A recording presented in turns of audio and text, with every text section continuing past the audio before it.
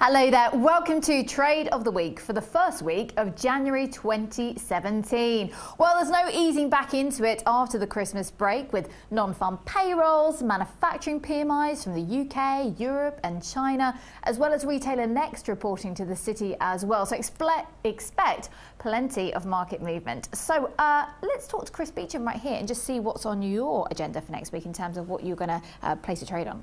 So we're going to look at the FTSE 100 and we're actually going to go short this index because you can see from the chart we've had a great year. We've been strongly rallying all the way through the past 12 months really. Every time we've had a big sell-off we've bounced back. But we've got back to this 7100 area. In fact the all-time high is 7134 or thereabouts. And this week we've been trying to break through this and to no avail. And I think it's time. We had a bit of a retracement. You've got an RSI that's looking fairly overextended. You've got the stochastic looking quite overbought as well. Now that doesn't mean we can't keep going higher, but if you look at the price action, if we zoom in to the hourly chart over the last few days, you can see that we've sort of hit something of a brick wall. So I think it's time we could do a nice little short on this one, just maybe for a week or so. And the expectation that we get a bit of weakness in the first few days of the new year. So that's what we sort of reversal slightly of what we've had over the last few days. Nothing too extreme, but maybe just a period of falling prices. Okay, and stops? In terms of that, it's quite nice because you could put your stop around about 71.40, just above the all-time highs we had back in October. So that's just above this blue line here. That gives it a bit of room to breathe at current levels. And I think we could see maybe a target, maybe down towards 7,000 within the first maybe 2 weeks or so.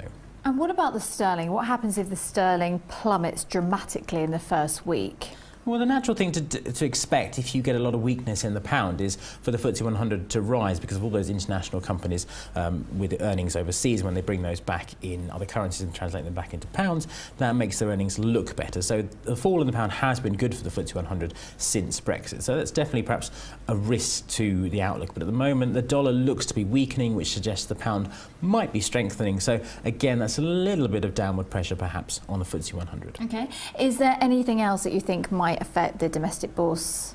Well, I think the key thing to watch out for is that UK data next week as well. You've got some PMI numbers that could be well worth watching out for, particularly on the impact on the currency and then by definition on the stock market as well. So that's perhaps the major things to watch out for. There's not much in terms of company earnings, so really it becomes a bit of a macro fundamental week.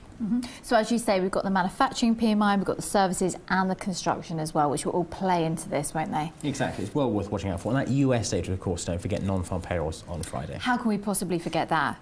Wow, okay, thank you very much indeed. So we're shorting the FTSE, yeah?